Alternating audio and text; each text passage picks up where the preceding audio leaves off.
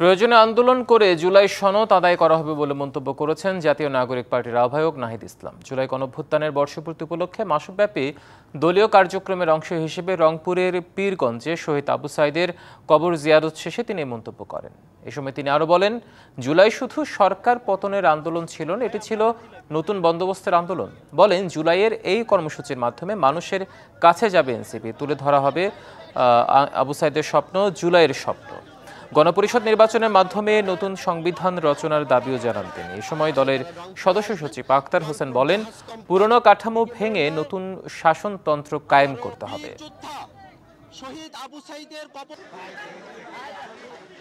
যে নতুন বাংলাদেশ আমরা পেয়েছি, সেই নতুন বাংলাদেশকে করতে অবশ্যই পুরনো কাঠামো ভেঙে নতুন বন্দোবস্তের জন্য মৌলিক সংস্কার বাস্তবায়ন করতে হবে।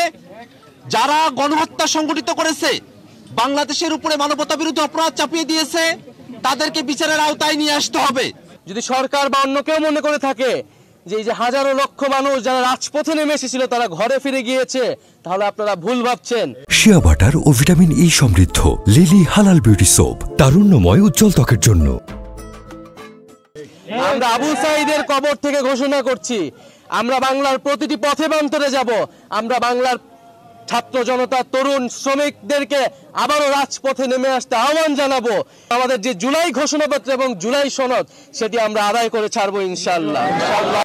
দর্শক, রংপুরের পীরগঞ্জের শহীদ আবু সাইদের বাড়িতে আছেন আমাদের সহকর্মী মাজেদ মাসুদ। তিনি আমাদের সাথে এই মুহূর্তে যুক্ত হচ্ছেন সেখান থেকে। মাজেদ, এনসিপির নেতাকর্মীরা তার কবর জিয়ারত করে দেশব্যাপী যে কর্মসূচি সেটি শুরু করেছেন, তার বাড়িতেও গিয়েছেন শহীদ আবু সাইদের। আপনিও সেখানে আছেন, সব মিলিয়ে কেমন দেখছেন সেখানকার অবস্থা?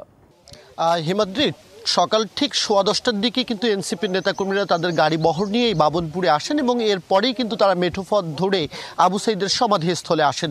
প্রথমেই তারা আবু সাইদের বাবাকে নিয়ে অশ্রুসিক্ত নয়নে কিছুটা সময় নীরবতা পালন করেন। এরপর তারা আবু সাইদের আত্মার মাগফিরাত কামনায় দোয়া মাহফিল অনুষ্ঠিত হয়। এরপর তার পরিবারের খোঁজখবর নেন। পরিবারের খোঁজখবর নেওয়ার পরেই কিন্তু আমরা এসে দেখেছি তারা প্রেস ব্রিফিং করেন, গণমাধ্যমের সাথে কথা বলেন। এই সময় এনসিপির যিনি আহ্বায়ক রয়েছেন নাহিদ ইসলাম, তিনি অভিযোগ করেছেন যে জুলাই যে ঘোষণাপত্র এবং জুলাই সনদ, সেটি নিয়ে টালবাহানা চলছে। এই জুলাই ঘোষণাপত্র নিয়ে টালবাহানা করা হলে আগামী 23রা জুলাই ছাত্র, শ্রমিক, জনতা এবং জুলাই যোদ্ধা তাদের সবাইকে নিয়ে 23রা আগস্ট ঢাকার রাজপথে তারা আবারও নামবেন। এবং তিনি যে বিষয়টি বলেছেন যে সংস্কার, বিচার এবং নতুন সংবিধান গণপরিষদ নির্বাচনের মধ্য দিয়ে যতক্ষণ না পর্যন্ত বাংলাদেশে বাস্তবায়ন হবে, ততক্ষণ পর্যন্ত জুলাই যোদ্ধারা জাগ্রত থাকবেন। তারা বাংলার পথে, প্রান্তরে, রাজপথে আন্দোলনে প্রকম্পিত করে তুলবেন। এবং আবু সাইদের বাবার সাথে যখন নাহিদ ইসলাম কথা বলেন, তখন কিন্তু আবু সাইদের স্বপ্ন বাস্তবায়নের জন্য নতুন দেশ গড়ার যে মাসব্যাপী কর্মসূচি, সে বিষয়ে কথা বলেছেন। আমরা একটু কথা বলতে চাই শহীদ আবু সাইদের পিতা যিনি রয়েছেন মকবুল হোসেন, একটু আপনার কাছে জানতে চাই, এই যে জুলাই যোদ্ধা যারা, আপনার সন্তানদের সহযোদ্ধা যারা ছিলেন, তারা তো 1 বছর পরে আবারও আপনার কাছে আসলেন, কি বললেন, কি আলোচনা হলো?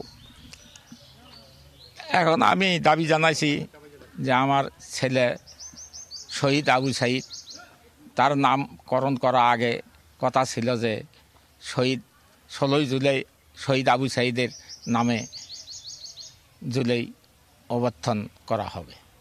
পরে শুনলাম যে খালি 16 জুলাই নাম ঘোষণা করবে, আবু সাইদকে বাদ ফেলে। তো ওটা আমি দূরত্ব এতে দাবি জানালাম যে যদি 16 জুলাই আন্দোলনের যদিকে সমন্বয়ক তো আমার ছেলে আবু সাইদ, প্রথম শহীদ, তারে নামে যেন নাম সমকরণ করা হয়, এই দাবি জানাইছি। আর আমার ছেলেকে যে হত্যা করছে, দেখতে দেখতে 1 বছর ফিরিয়ে এলো, তাদের কোনো অপরাধীর কোনো আইনের আওতায় আনা হয় নাই বা কোনো বিচার প্রকৃতিতে দেখা যায় নাই। সেটা আমি দূরত্ব গতিতে আমি বিচারের জন্য দাবি জানাচ্ছি সরকারের কাছে, যেন 1-1.5 মাসের মধ্যেই যেন বিচার আমি দেখতে পাই। অনেক ধন্যবাদ হিমাদ্রি। আমরা শুনছিলাম যে একবারে আবু সাইদের বাবার যে কথা, সেটি স্পষ্ট। তিনি যে বিষয়টি বলছেন যে জুলাই দিবসের সাথে আবু সাইদের নাম যেন জুড়ে দিয়ে আবু সাইদ জুলাই দিবস এটি যেন করা হয়, এবং একই সাথে 1 বছর সময় লেগেছে এই মামলার তদন্ত প্রতিবেদন জমা দিতেই। এখন যেন বিচারিক কাজে সেই সময়টা আর দীর্ঘ করা না হয়, আবু সাইদ হত্যার জন্য সঠিক বিচার হয়। সব মিলিয়ে যারা আসলে এই এনসিপি নেতাকর্মী ছিলেন, তারা এরই মধ্যে গাইবান্ধায় চলে গেছেন। বেলা 3টায় রংপুরে আসবেন। এরপর আজকে রংপুরে কর্মসূচি শেষ করে আগামীকাল লালমনিরহাট এবং কুড়িগ্রাম, এবং তৃতীয় দিন নীলফামারী এবং নীলফামারীর মধ্য দিয়ে তারা তৃতীয় দিন শেষ করবেন। মাসব্যাপী তাদের এই কর্মসূচি চলবে। আমরা এনসিপির নেতাকর্মীদের গাড়ি বহরে কিন্তু দেখেছি যে শুধুমাত্র নেতাকর্মীরাই নয়, সাধারণ মানুষও সেখানে রয়েছেন।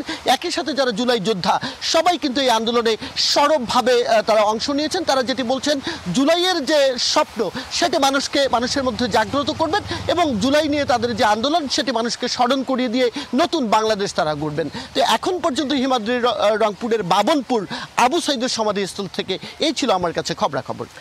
ধন্যবাদ আপনাকে।